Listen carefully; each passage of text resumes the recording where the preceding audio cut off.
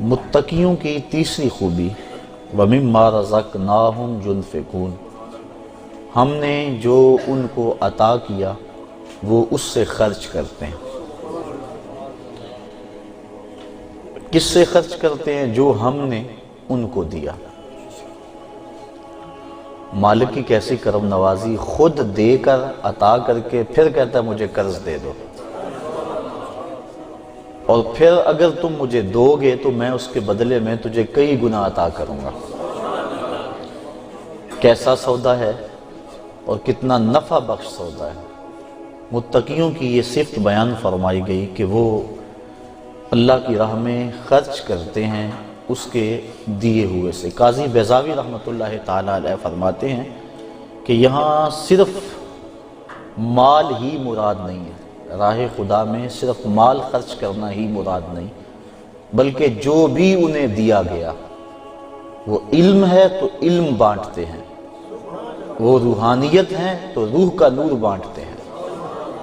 جو صلاحیتیں ان کو دی گئیں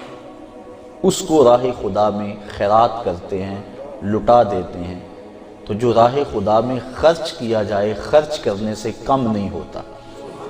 عقل انسانی کہتی ہے کہ اگر تم مال راہ خدا میں دو گے تو کم ہو جائے گا، لیکن اللہ تعالیٰ غنا کا وعدہ دیتا ہے کہ تم میرے راستے میں دو گے تو میں اور بڑھا دوں گا۔ تو جن کو اس کے وعدے پہ یقین ہے تو وہ راہ خدا میں لٹاتے رہتے ہیں اور لٹانے سے کبھی کم نہیں ہوا۔ میں مثال دیا کرتا ہوں کہ پرانے دور میں پانی نکالنے کے لیے کنویں ہوا کرتے تھے، بعد میں مختلف ذرائع پانی کو نکالنے کے لیے آ گئے، ہینڈ پمپ آ گئے، ٹیوب ویل آ گئے۔ اب وہ جو پرانے کنویں تھے ان کو کسی نے بند نہیں کیا، لیکن آج اگر کہیں جا کے کوئی کنواں پرانا موجود ہو کسی بستی میں، آپ جا کے دیکھ لیں، ایک تو ان کا پانی بہت گہرا ہے، دوسرا اگر نکالو گے تو متعفن اور بدبودار ہے۔ اس کو کسی نے بند نہیں کیا تو وہ خود بخود پانی رک کیوں گیا اور خود وہ متعفن اور بدبودار کیوں ہو گیا؟ تو جب کنواں اپنا فیض باہر دیتا تھا نیچے سے سوتے پھوٹتے تھے، جتنا باہر دیتا تھا اللہ روز اسے عطا کرتا تھا، اور جب اس نے باہر دینا چھوڑ دیا تو اس کو جو ملتا تھا وہ بھی بند ہو گیا، اس کے سوتے خشک ہو گئے، اب نہ اس میں تازگی رہی، نہ ٹھنڈک رہی، نہ برودت رہی، اور نہ اس کے اندر وہ پاکی رہی۔ تو اگر راہ خدا کے اندر دیتے رہو گے اللہ تمہیں عطا کرتا رہے گا، اور اگر ہاتھ روک لو گے تو پھر وہ جو مال رکا ہوا ہے، جس طرح کنویں کا رکا ہوا پانی متعفن اور بدبودار ہو جاتا ہے تو یہ مال وبال بن جاتا ہے، اور قیامت کے دن مختلف صورتوں کے اندر ظاہر ہوگا۔ سانپ کی صورت کے اندر بندے کو ڈسے گا اور کہے گا آنا کنزوں کا آنا مالوں کا، میں تیرا خزانہ ہوں، میں تیرا مال ہوں، جس کو تو سنبھال کے رکھا کرتا تھا۔ تو کتنے خوش نصیب وہ ہیں جو اپنے مال کو راہ خدا میں غریبوں پر، مسکینوں پر، بیواؤں اور یتیموں پر، دکھیوں اور بیماروں پر، مساجد پر، مدارس دینیہ پر، رفع عامہ کے کاموں پر، اپنے دکھی بہن بھائیوں کی مدد کے لیے اپنے مال کو خرچ کرتا ہے۔ اللہ تعالیٰ جل شانہ نے اس کے لیے کتنی برکتیں اور رحمتیں رکھی ہیں، اور جب دیا ہوا ہی اسی کا ہے، اپنا تو کچھ تھا ہی نہیں۔ حضرت ابو دہدہ رضی اللہ تعالیٰ عنہ ایک صحابی، جب یہ آیت کریمہ نازل ہوئی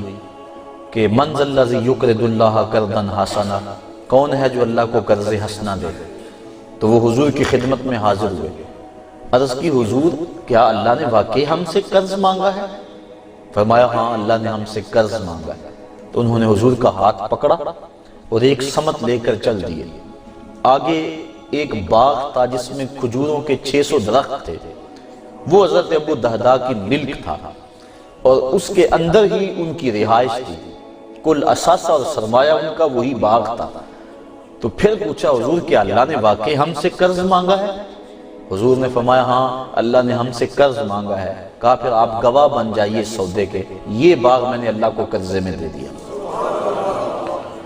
اور اب اس باغ کے اندر داخل نہیں ہو رہے، بلکہ باہر کنارے پہ کھڑے ہو کے اپنے بچوں کو اور اپنی بیوی کو آواز دیتے ہیں یا ام الدہدہ، اے دہدا کی امی بچوں کو لے کر جلدی باہر آ جاؤ،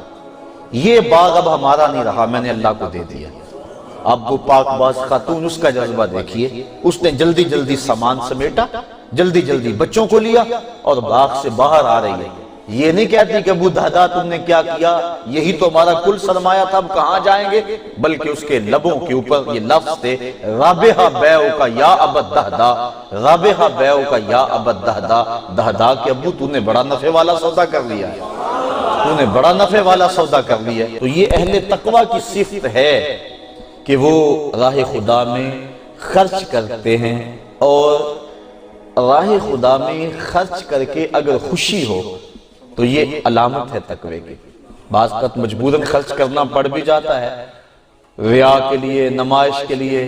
لیکن وہ جو اللہ کی راہ میں خرچ کرتے ہیں محض اللہ کی رضا کے لیے، اور جب اللہ کی رضا کے لیے خرچ کیا جائے تو پھر قلب کو فرحت ملتی ہے، اور خصوصاً جب انسان پوشیدگی سے خرچ کرتا ہے۔ یہ بات ذہن میں رکھیں، راہ خدا میں پوشیدگی سے خرچ کرنے کا بھی حکم ہے اور اعلانیہ خرچ کرنے کا بھی حکم ہے، لیکن جہاں کسی شخص کی عزت نفس کا سوال ہو وہاں خفیہ خرچ کرنا اعلانیہ خرچ کرنے سے کئی درجے فضیلت رکھتا ہے، اور جہاں ترغیب مقصود ہو وہاں اعلانیہ خرچ کرنا زیادہ فضیلت رکھتا ہے۔ مثال کے طور پہ کسی ادارے کے لیے، مسجد کے لیے، یا کسی ایسے شخص کے لیے جس کا نام سامنے نہ ہو، اگر فنڈ مانگا جائے اور ہزاروں لوگ بیٹھے ہوں تو ایک بندہ اس نیت سے کہ میں دوں گا اور مجھے دیکھ کر دوسرے بھی ترغیباً دیں گے،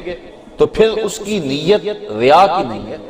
اس کی نیت لوگوں کو ترغیب کی ہے۔ اور حضور علیہ السلام نے غزوے کے لیے، ایک جہاد کے لیے فنڈ مانگا تو ایک صاحب اٹھے اور انہوں نے حضور کی بارگاہ میں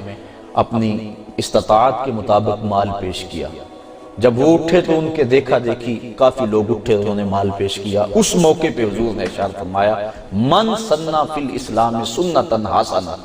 جس نے اسلام میں اچھا طریقہ رائج کیا تو اس کو اس کا ثواب ملے گا، اور جو اس کو دیکھ کے عمل کرتے ہیں ان کا ثواب بھی ان کو ملنے کے ساتھ ساتھ اس کے نامہ مال میں بھی درج کر دیا جائے گا۔ تو اگر یہ مقصد ہو، لیکن یہاں کسی کی ذات کا مسئلہ ہو، محلے میں کوئی غریب ہے، بیوہ ہے، یتیم ہے، تو اگر ان کو اعلانیہ دیا تو پھر ان کی عزت نفس مجروح ہوگی، اس لیے وہاں حکم یہ ہے کہ وہاں خفیہ دیا جائے۔ آج کل تو رواج بن گیا ہے نا کہ کسی کو عید کے موقع پہ آٹے کا ایک پیکٹ بھی دینا ہوتا ہے تو اخبار نویسوں کو بلایا جاتا ہے، فوٹوگرافر کو، کہ ہماری تصویر کھینچو اخبار پہ لگے کہ ہم غریب کو دے رہے ہیں۔ غریب کی غربت کا اشتہار لگایا جاتا ہے۔ اللہ کے محبوب علیہ السلام ارشاد فرماتے ہیں 7 اشخاص ایسے ہیں قیامت کے دن جب کوئی سایہ نہیں ہوگا اللہ انہیں اپنے عرش کا ٹھنڈا سایہ نصیب فرمائے گا۔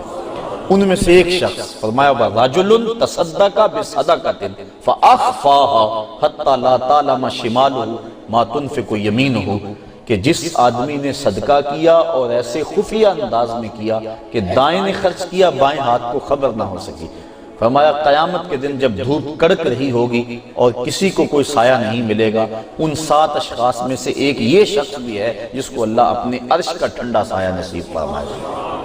تو خفیہ کسی کی اعانت کرنا ایک تو ریا کا شائبہ ختم ہو جاتا ہے، اور ویسے بھی ریاکاری کو شرک اصغر کہا گیا ہے۔ اللہ تعالیٰ قیامت کے دن ریاکار جب اپنے عمل کو پیش کریں گے، مالک میں نے فلاں عمل کیا، تو اللہ ارشاد فرمائے گا تم نے میرے لیے تو کیا ہی نہیں تھا، تم نے تو لوگوں کے دکھاوے کے لیے کیا تھا، ان سے داد لینے کے لیے کیا تھا، وہ تجھے مل گئی، جس لیے کیا تھا وہ تجھے حاصل ہو گیا، اب میرے پاس تیرا اجر تو نہیں ہے۔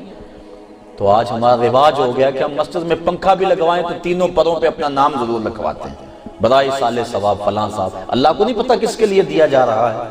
ضرور لکھ کے لگانا ہے۔ باہر واٹر کولر نصب کرائیں تو اس کے اوپر نام